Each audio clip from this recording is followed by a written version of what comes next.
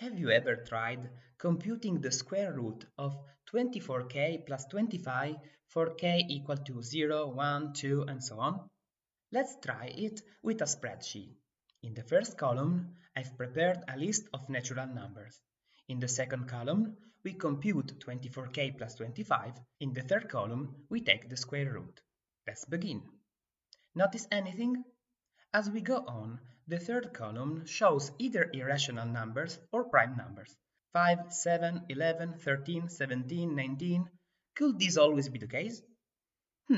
Going further, we reach k equal to 25, which gives 25 a rational number but not a prime. Another exception appears at k equal to 50. In fact, if k is a multiple of 25, a factor of 5 can be factored out in our formula.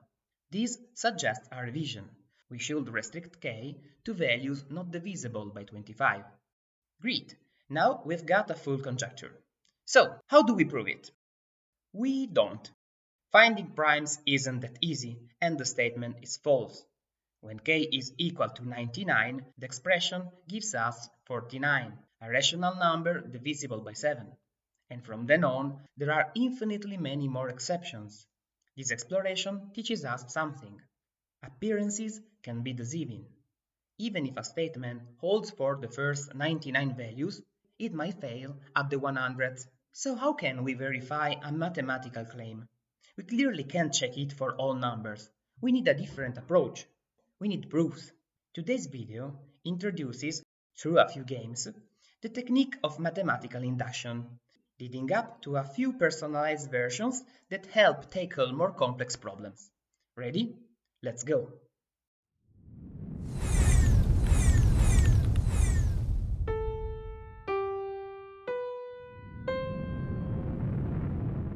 When testing a statement involving natural numbers, it's helpful to explore small values.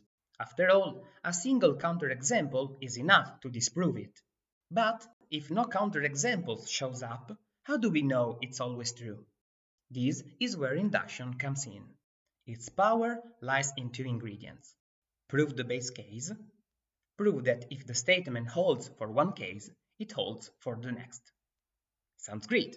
If the first step is solid and each step supports the next, then the whole path is secure. But saying it is easier than doing it. Can we really make it work? Before formalizing the method, I want to show you with a game. Classic 8x8 chessboard. I pick a target square. I win the game if moving like a rook, horizontally or vertically, from the bottom left corner, I can reach the target square while visiting every square of the board exactly once. Right away, notice, if I pick a square of the same color as the starting square, I cannot win. That's because a rook move switches color every time, black, white, and since there are 64 squares, an even number, starting from black means I must end on white. I want to prove that if the target is a white square, then a winning path always exists. There are 32 white squares. Thanks to symmetry, we could narrow it down to 16, but that's still a lot.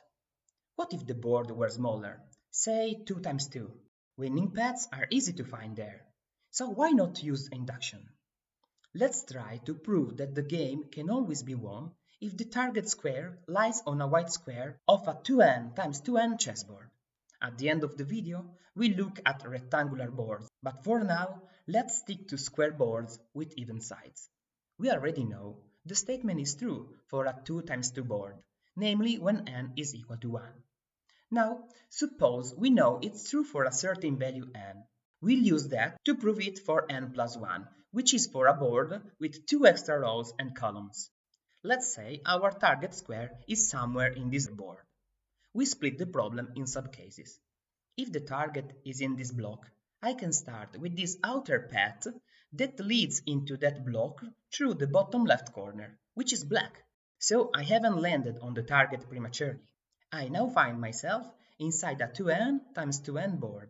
But we already assumed the statement is true for such a board, so I can complete the path inside. This completes a full winning route on the larger board. If the target is in one of these two blocks, the same logic applies. The inductive hypothesis guarantees a path in the smaller board, and we can reach it with an outer traversal. That covers most of the white squares, just two are left, the two white squares adjacent to the starting square. Here we follow the pattern shown in the diagram. We use a specific path throughout a 2n times 2n board, where, by the inductive step, we know a winning path exists between square x and y. That finishes the job. Thus, we've shown that the game is winnable on any square board with even side length, as long as the target is on a white square. And more than that, the proof is constructive, meaning we can actually find the solution. All we need to do is track where the target lies and work recursively down to a 2 times 2 board. A simpler and more general method is shown at the end of the video. Now, let's formalize induction using the proper mathematical language. To prove that a certain statement Pn holds for all n greater or equal to n0, prove P of n0. This is the base case. Then, prove that if Pn is true for some generic n greater or equal to n0, then Pn plus 1 is also true. This is the inductive step. Be careful, in the inductive step, n must be a generic n greater or equal to n0, n0 included. Otherwise, you risk proving that all horses are the same color, and yes, there is a Wikipedia page about that. There is also strong induction, where, to prove Pn plus 1, you can assume all previous cases from Pn0 to Pn are true. Let's see this in another game. As a kid, I loved climbing stairs 2 steps at a time. So, if a staircase has n steps, in how many different ways can I claim it taking either 1 or 2 steps at a time? For example, a 4-step staircase can be climbed in 5 different ways. Let's spice it up. Quella che vedete alle mie spalle è la torre di Pisa. Per salirla ci sono ben 294 gradini. Se volessi provare tutte le possibili salite da 1 o 2 gradini, quanto tempo ci vorrebbe per provarne tutte, facendone una decina al giorno? Giorni, settimane, mesi, anni? Let's define the problem formally. Let Sn be the number of ways to climb a staircase of n steps using only 1-step or 2-step moves. We know S1 is equal to 1, just one way to do a single step. And S2 is 2, either 1 plus 1 or a single 2-step. The engine of strong induction lies in the relationship between Sn plus 1 and earlier Sk values. Which relation? To reach step n plus 1, I must come from either step n with a 1-step move or step n minus 1 with a 2-step move.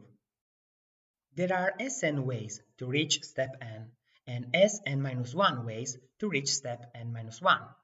These are disjoint paths, so Sn plus 1 is equal to Sn plus Sn minus 1. What famous sequence, by a mathematician from Pisa no less, starts with 0, 1, 1, 2, and builds each new number by summing the last two? Of course, Fibonacci.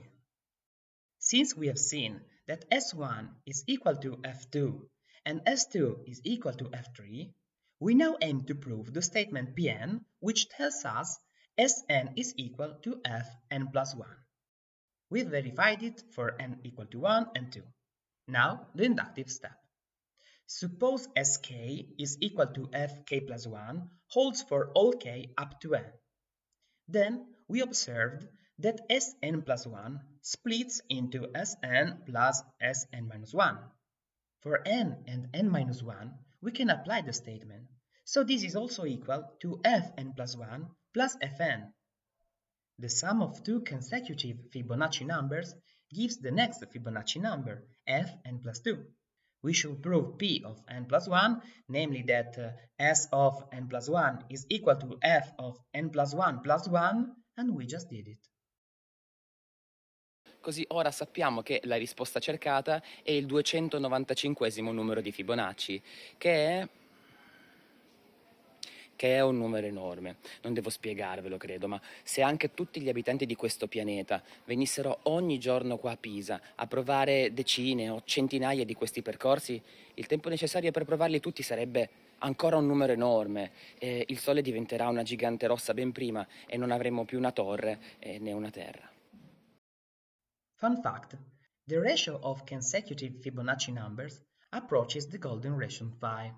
If you take a natural number k, add phi and its entire reciprocal, multiply the results, and add the answer to life, the universe, and everything, you'll always get a prime number. Or maybe not. Check for yourself.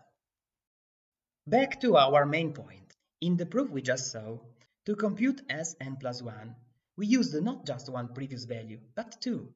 So, to start the induction, we needed two base cases, not just one.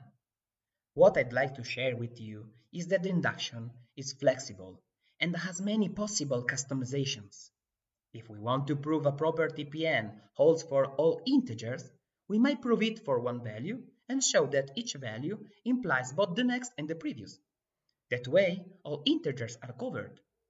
But that's not the only way.